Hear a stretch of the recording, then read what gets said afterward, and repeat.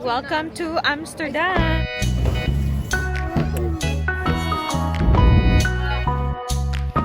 You're missing out. Life change. It's really life-changing. So nice. Lalo ka na naman this week!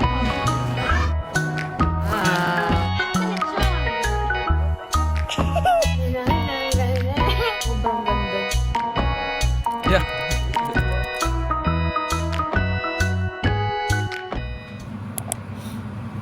Mama, Yes. is het nu tijd voor te slapen voor de bijna? Now? Ja. Not yet, oy. It's only almost 2 o'clock. So, En nu 1 uurtje. yeah. Wat? Dan mag ik uit die huis bellen? You know, Ate Harriet is still is still at school, huh? Want dadelijk kan ze niet meer met mij bellen. Huh? Want dadelijk kan ze niet meer met mij bellen. Yeah, but that's why you can only talk to Ate Harriet on the weekend or if you're home early and she's still awake. Because we have 7 hours lang. The time difference is 7 hours. So, example, it's 8 o'clock now. You count 7, 8, 9, 10, 11, 12, and 1 uur of 13, 14, 15. 15 here is 3 uur. Smiddags. In de middag. Om 3 uur te slapen. Nee, niet slapen, maar je bent... ze zijn nog op school. Toch? Daarom. Je hebt ook zo'n draaien, maar dan heel groot. Ja, but that's for... that's anders.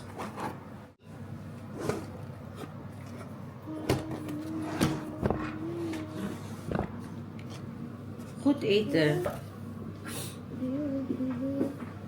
Hi, titas. Hij doet daar. Sige na, pagkauna because it's already 7:45. And then What? 7:45, kwart voor 8. And then 8 uur, we have to finish everything. You still have muta, my love. Get your muta, babe.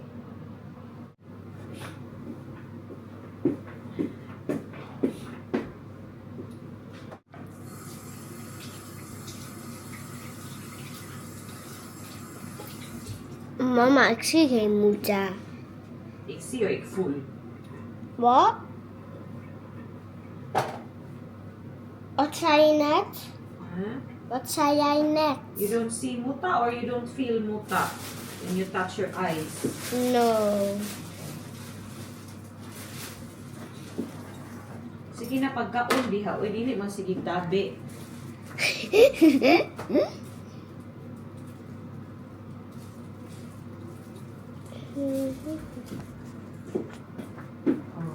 Oh.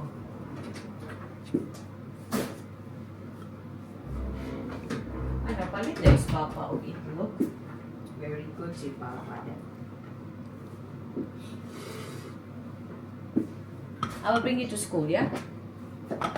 Waarom niet, papa? Because Papa is not ready. After school, I will take a walk. Did Papa go with you inside that or not? No. Ah, okay. Because you're a big girl already, man. You're finished? Not, I'm not a big girl. You're a baby? Yeah. You're still a baby, di ay? Yeah. You kilabti. This is Anna's lunchbox. So for later, Maar so mama, niet zoveel water en boterham. niet zoveel. You don't have to finish that, love. If you don't have time anymore, you can always eat it at the base. Oh, yeah. Okay. Sa fruit time nila, isa lang yung prepare ko kasi mabagal kumain si Anna. Sabi ng teacher is so. Maar als ik niet naar Konti lang. Bezo moet. Ja, maar vandaag, it's Tuesday today. You have to go to the base. Oh. But tomorrow, yeah. Maar niet zoveel water erin. Nee, niet zoveel. It doesn't matter lang. If you have a lot of water left, it's fine. You can still drink it later. Oh, sige na. Finish your breakfast na. Ayan ang watermelon for her fruit.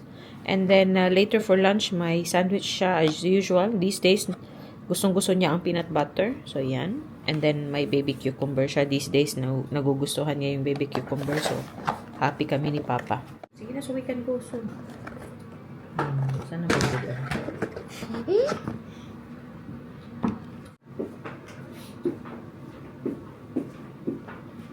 I will eat eggplant later. Aubergine.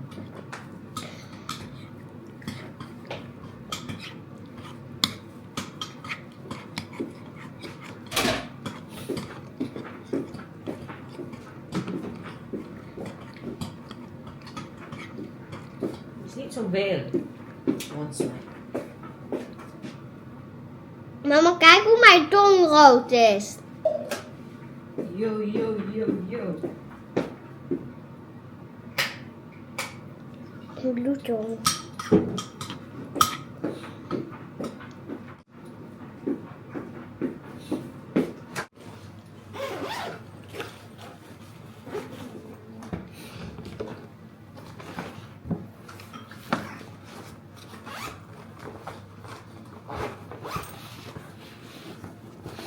There's tissue at school, yeah?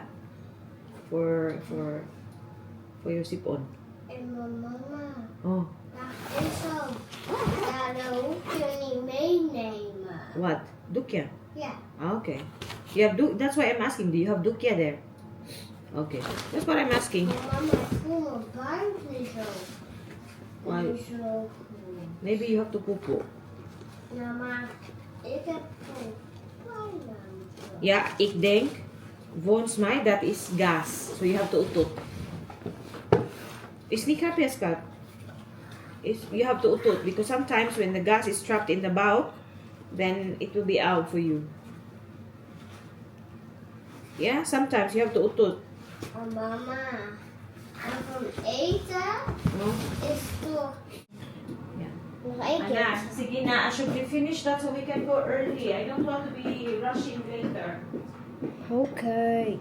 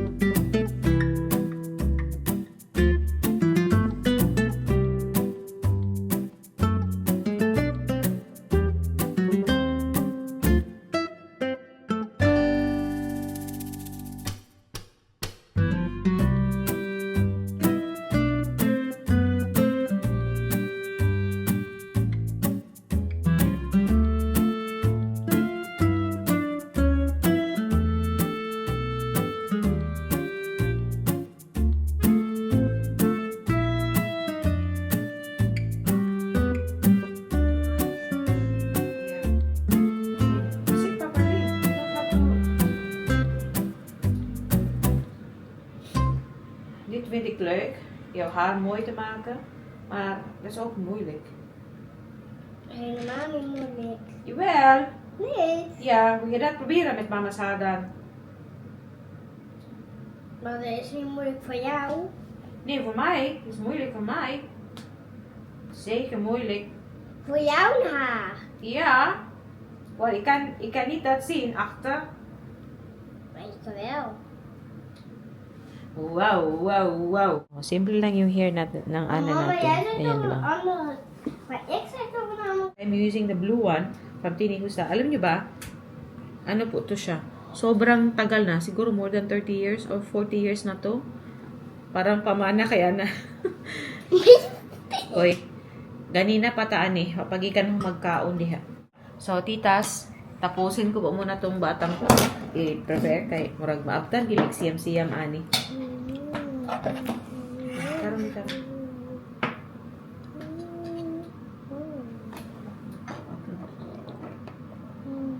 Okay. Hi, tita. titas. Hi, Tita. Hi, Tita. Yung mata ni Ana po, wala pa talaga kaming schedule. Let's go. Ay, sorry. Tita, look at mama first, oh. Let's go. Okay. Banyay, Club? Even bay na klamit a yogurt. Tiwasa ko na be, dugaya ana eh. Binalik ko lang yung sinuot ko kahapon. Kasi hapon ko lang naman siya nasuot na eh. Hindi pala ako na good morning. Yeah, I will get your body warmer. Finish your food, please. Si Ana talaga, ang tagal pong ay ready. Yeah. Which one do you like? Kai? The andere. Jaisa? Yeah. Okay.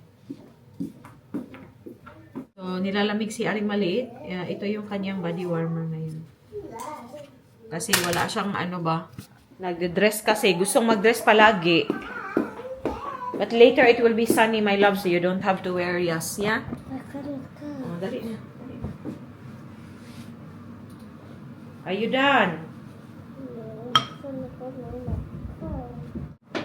She said, why am I not, you're not taking her to school? Why me? Zullen we samen doen?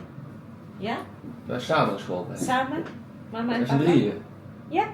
Mama jou vasthouden, ik je op zijn kop. En dan naar school. Zo. Nee. Zullen we met z'n drieën gaan dan? Sige na, ganina pa ko sige imong yogurt. Nou, naar iemand yoghurt, hè? Kom op.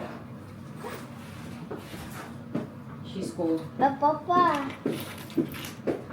Papa, moet je eigenlijk zetten? Waarom this one we keep here? Otherwise the juffrouw zou complain. Yeah, but she wants that. Mag je wel van de juffrouw? Ja, dat heb ik ook een andere keer. Ja, maar wel opletten, hè? Dat je die niet inslikt, hè? Ja. Ja. Wezen? When she was 4 years old, well, the teacher said doesn't have to. But without that, it's going to be messy with the watermelon. Papa, hoe moet je pup op? En dat kan op 2 manieren. Dus ga eventjes kijken. Het vriendenboekje op. Goed, ja. Ayan, mag-ready po muna ka. Tapusin ko po muna. I-ready si Ana. Tapos, nakatag na po din. May nilabas na naman siya dito. Kaik Dodong, did you do this or Ana? Anna. Oh, you. Siya naman gibni, eh. And ihatid po namin siya. Magkasama kami maghatid sa kanya. Dan de Kaya mag-walking po. After namin siya ihatid. One eternity later. Hello, titas. Good morning. Ngayon talaga ako mag-i-interview.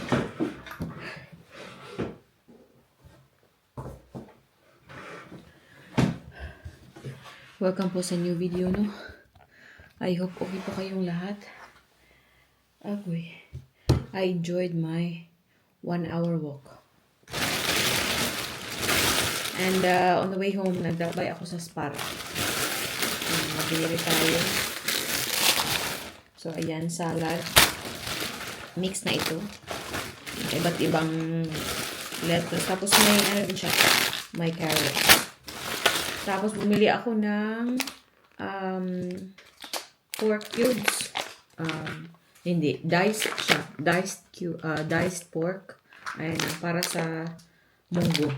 Ano po ito siya? Hindi siya flavored. Okay. Carrot. Smoke na pala siya. Okay. And then, yung pork belly, kasi mag-adobo po ako ng, tawag dito, mag-adobo ako ng sitaw. And then, para sa snack ni Ana, meron ako ditong gehacked baloches. So, meatballs. Ano na po ito siya? Luto na ito siya. So, initin na lang natin. Para sa mga snack ni Ana kasi ang ating aling maliit ay palaging gutom pagdating ng bahay. And kumuha din ako ng coffee milk or ano siya, creamer, coffee milk. Tawag dito coffee milk. Ano din siya, same siya ng evaporated milk.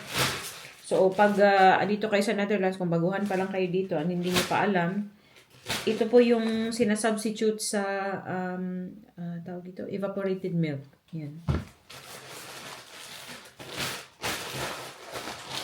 Sa atin kasi na may evaporated milk tayo. Dito sa kanila, wala akong mahanap. So, yung sinuggest ng mga Pilipinang nakilala ko, coffee milk daw. So, yan lamang yung ating grocery. And ang nabayaran ko siguro mga 16 euro plus. Talagang nagmahal na. Ilang ano lang to. 5 bagay. 5 items lang.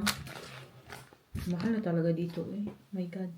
So, pag hindi ako nagtrabaho, si Ruth ang sumasagot sa grocery. So, wala siyang magawa.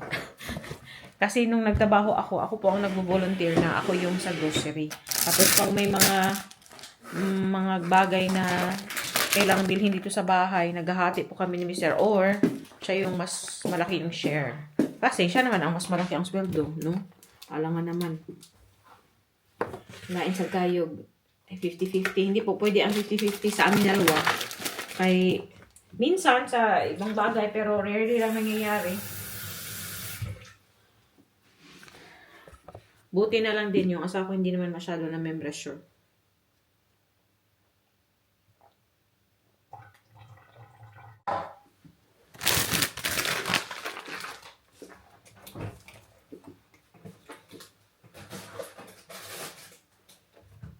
May ano po ako ditong talong para gawa ko ng torta mamaya. Ayan. Yung nabili ko sa sa Uden o sa Helmond, ayan. Hindi masyadong malaki yung kanilang talong. So bumili ako. Isa lang naman kahit ako lang naman ang kakain. So, ito ang aking lunch mamaya. Late lunch. Kasi these days nagbe-breakfast na po ako pero ano lang siya. Ano na breakfast ba? Light lang. So mag-ano lang siguro ako. Let's see. Avocado, itlog, isang piece ng toasted bread out, toast. I think yun lang siguro. Kasi gusto kong mag-rice mamaya. Mag-rice pa ako mamaya. Here. Parang natitempt akong kumain do. These days kasi nag-heavy breakfast na po ako, which is not good for me. Kasi sanay tayo sa fasting, di ba? Pero since umuwi ako ng Pilipinas, kumakain po ako ng breakfast doon. So, hindi ko na din siya inattempt na sanayin yung sarili ko na hindi mag-breakfast. As long as hindi naman masyadong heavy. Pero these days actually no heavy yung kinakain ko. Nagra-rice po ako eh. Si Ana nag-request na mag-spaghetti siya ulit tonight. So, may natira pa naman akong sauce from the spaghetti last night. Gawan ko na lang siya ng noodles. Tapos si Mr. din, may leftover na Chinese food doon sa kaibigan niya. Kumain daw sila sa Chinese food. Yun na lang din yung kakainin niya. So, magsaing lang ako mamaya. So, anyway, titas, may mga ano po ako dito sa bahay gagawin mamaya. Hindi ko na lang po ipakita, no? Kasi masyado na mahaba yung ating video.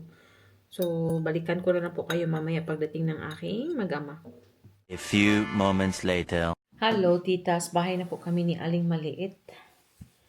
And, pinabihis ko na siya. Kasi naglaro sa labas and madumi yung damit niya.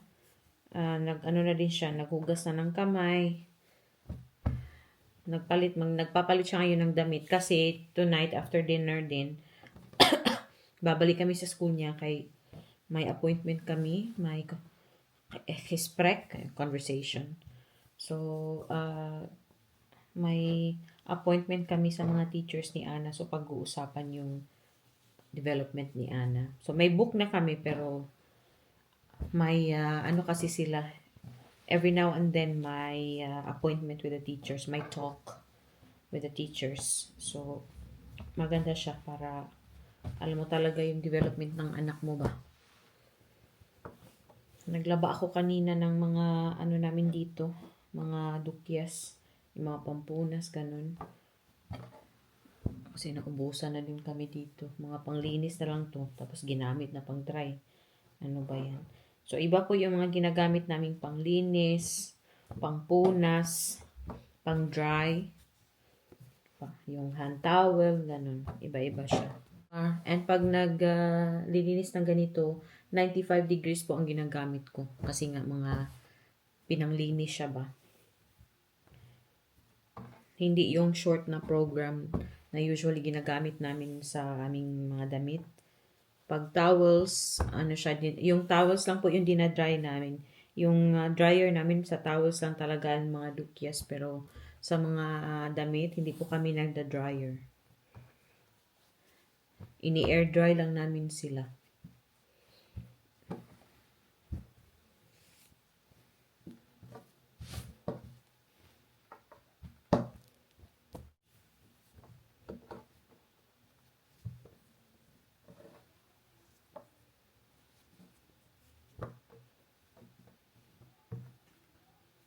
Si Ana matatagalan pa yan before makababa kasi naririnig ko na nagkakanta-kanta pa. And magsasaing na din ako kasi alas 5 na pala. Bilis ng oras may mga 50 minutes pa naman ako. I did a lot today. And at least hinay-hinay ba na yung mga gusto kong gawin. Although I cannot do everything in one day sa mga naplano ko na, pero at least yung mga mostly sa kanila nagawa ko ba. Except dun sa third floor, hindi pa po talaga ako tapos sa extra room. Kasi ang dami kong mga anik-anik and nag-reorganize na naman ako doon, 'di ba? And kanina pala nakalimutan ko. Ayan, nag-rearrange na naman po ako ulit dito sa bahay. Yan, 'di ba yung green na couch namin dito siya. Tinransfer ko siya doon para kita na talaga yung aming wall. Ayan. Yung 2 shelves na mga puti, binalik ko sila diyan kasi hindi pa talaga kami nakakuha ng pampalit dito, which is no rush naman. Hindi siya emergency. Pero in the meantime, dito na lang muna sila. O, dyan na lang muna yan. Ginagamit pa naman siya. So, yan. Yan na yung bagong look ng ating living area. Dito, di ba yung pink table ni Ana, dyan siya dati. Tinransfer ko po siya dito next ng kanyang mga toys. Pero pasensyaan nyo na. Kailangan pa namin niyang i-organize and we have to transfer all her drawing and also coloring stuff dito para yung table niya ay empty na. So nakakapag-work siya ng maayos diyan. So ganyan lang. Itong corner na lang na ito yung kailangang ayusin and konting upramen or putting away stuff diyan. So yan lang yung na-change dito sa baba. Pero sa extra room, ni-rearrange ko na naman siya. So, 'di ba, marami akong time kasi nasa bahay ako. So, rearrange. So, pagdating ng asawa ko mamaya, hindi na siya masu-surprise kasi sinendan ko na siya ng picture. Ang sabi lang niya, okay. Alam niya kasi may time ako. O, 'di ba si Ana andun pa? Hindi ko alam anong oras yan bababa pero hayaan na natin. Feeling ko nag-art na, nag-ano naman yun, gagawa na ng beads na naman niya.